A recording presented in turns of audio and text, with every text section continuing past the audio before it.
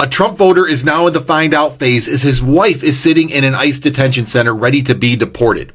Now meet Bradley Bartell and his wife Camilla. There they are, the happy couple just married.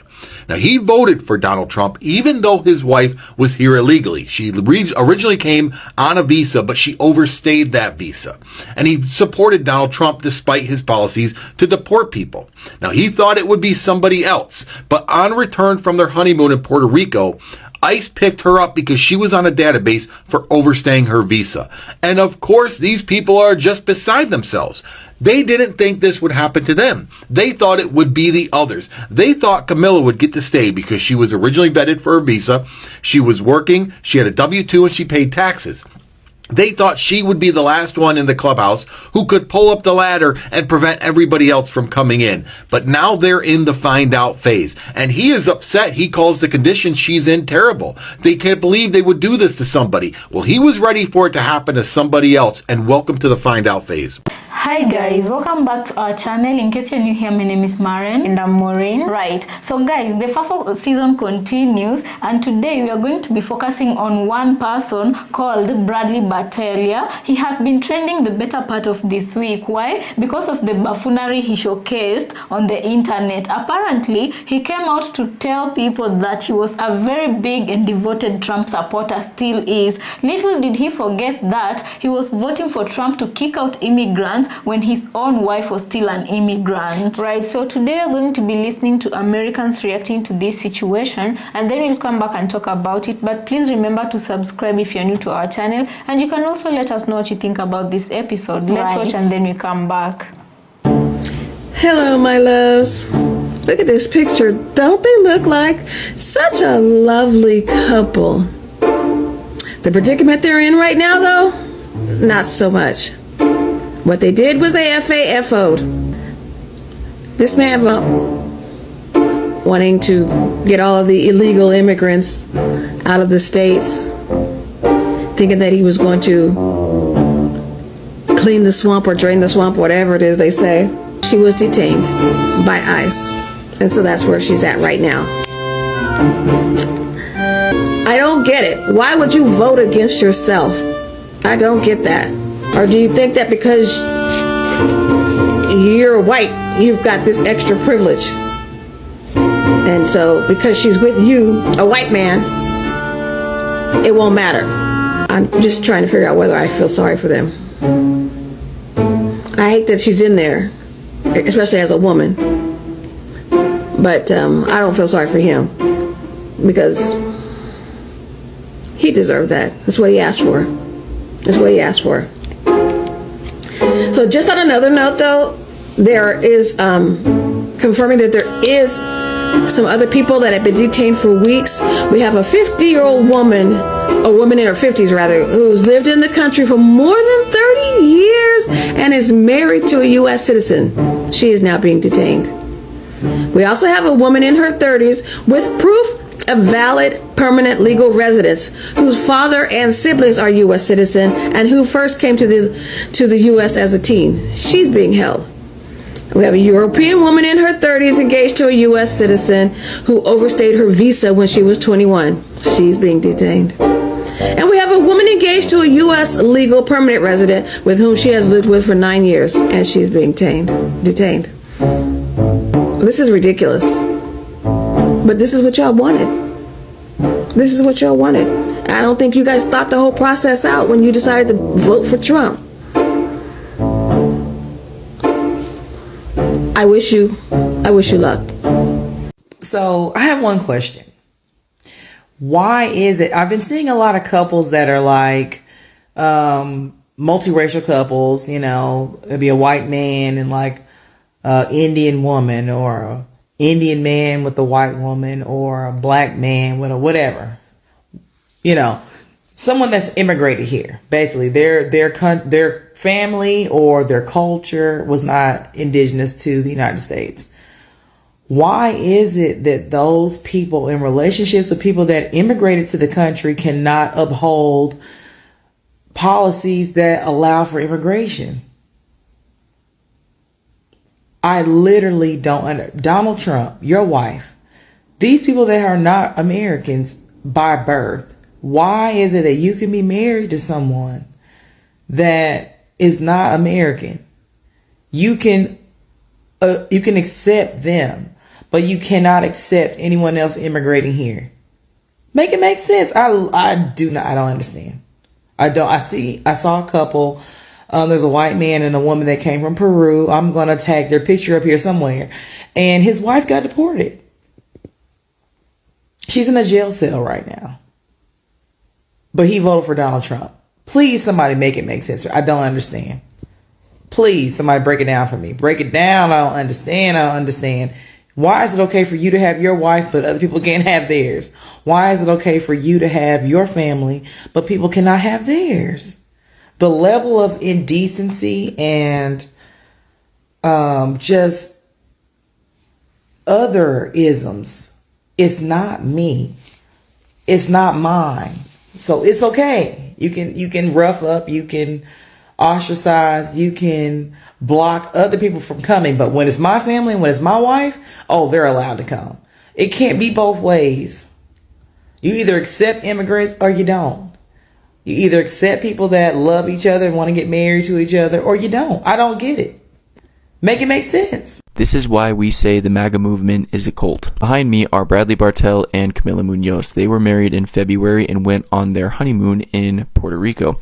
Keep in mind, when you go on a honeymoon in Puerto Rico, you are not leaving the United States. Puerto Rico is a U.S. territory. Something else you should know about Camila Munoz is that she did overstay her visa in the United States, but she was getting her papers together to ultimately apply for U.S. citizenship.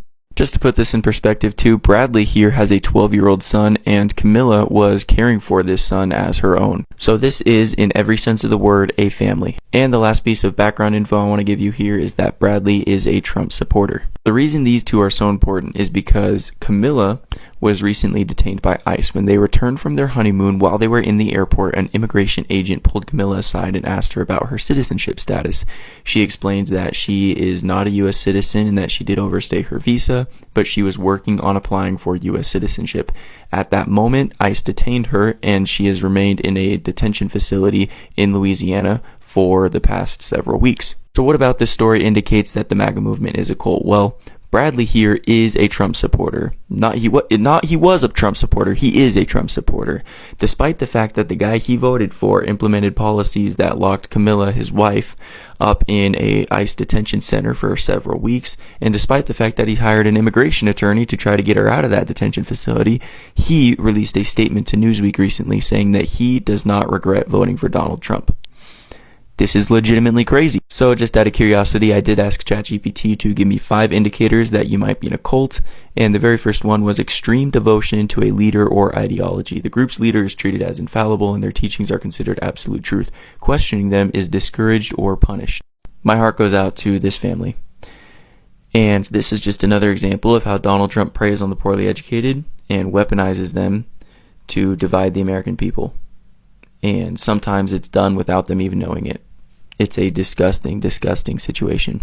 Something we should all learn from Camila here too is that you are under no obligation to tell anyone your immigration status ever.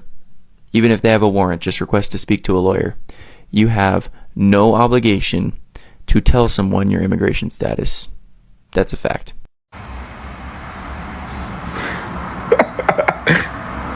Oh.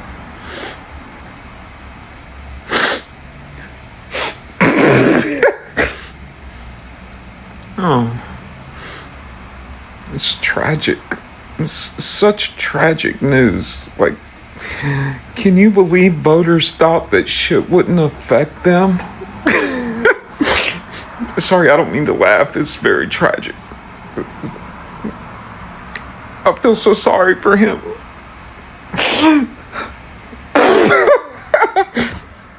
Sorry.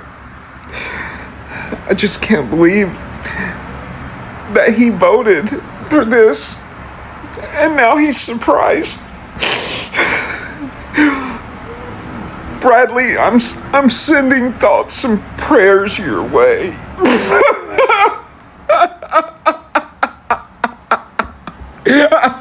So guys, welcome back. Let us know what you think about this episode.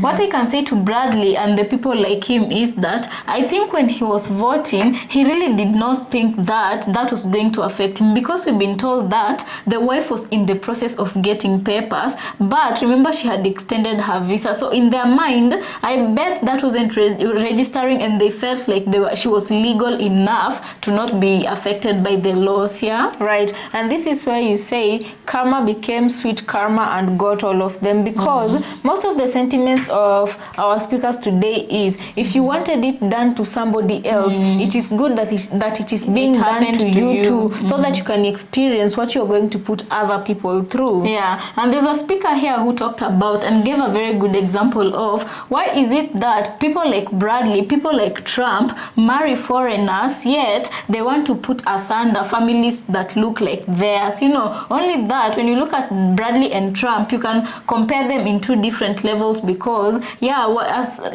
because they married foreigners, but they're not on the same level. Why? Trump is a president, he has resources, he can, even if he wasn't a president, the money that he has would have accorded him that privilege, because he would have paid his way around to retain his wife. But Bradley, what kind of power did he have other than the vote he casted? There's no power right there. And it's funny that it's people like him who want, when they're being sold those ideologies, they really quickly forget that it's going to affect even their households, because in their minds they don't think that they could stoop to such a level where their wives would be taken and be held in a detention center. And this is why, guys, they usually say that when laws are being made, they're not being made for rich people or for influential people or 100%. for people in power.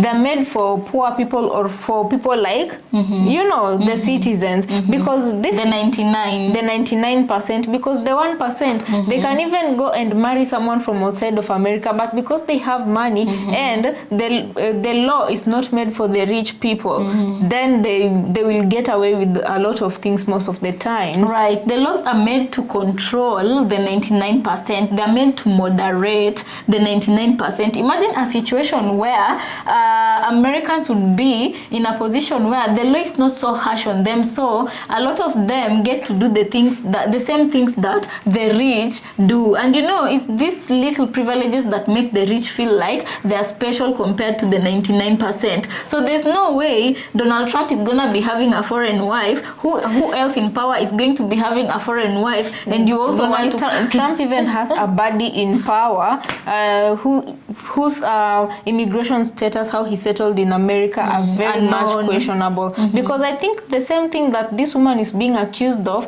is the same thing Elon Musk did. And he further on went to open up a business, and he had overstayed his visa. And I saw on news, I think it was just the beginning of this month, it was a Nigerian man, very famous doctor in America. His case was also the same as this woman and Elon Musk. He went to America as a student, but he overstayed his visa and married American women. He became very rich, but I don't know why or how he never became an American citizen, because I think of that overstaying his visa. So he was arrested and put in jail and deported, and he keeps going back to America. And this time it was suspected that his American wife, I don't know if she's called Portia or what. Was she white? No, she was black. But people were thinking she's the one who reported him out of vengeance because he kept cheating on her. So anyway, so for people like Bradley, I think my parting shot is, these are people who don't deserve people's pity, because he still holds the same views even after seeing how it has affected, the situation has affected his wife. These are people who do not deserve other people's pity or help. Guys, and can you imagine that the wife he married was the one who was taking care of her, of the 12-year-old. Exactly. And I can imagine they've bonded with this child because they've been living together for over a year. thereabout. So I can picture that they've bonded, they've had time to bond, and I don't know whether or not the mother of the boy, the biological mother of the boy, is still in the picture. But if not, this woman is the woman the child has known as a mother, you know, the primary caregiver for this boy, you know. Right. But even at that, Bradley still does not see there's anything wrong with what he did, or, you know, but you can't only put it on him alone, because there are others like him. How many from the Latin community have we had who voted for Trump and they were for Trump, vote for Trump, you know, and yet somebody, a family member had been affected, maybe a grandmother, an auntie, a cousin, you know, who apparently was in the US illegally or was still following up papers and got affected by that, and they still held the same stance, you know. So anyway, that is why we say that is a lesson. I don't know if it's a lesson. It's still not a lesson because he has not learned it.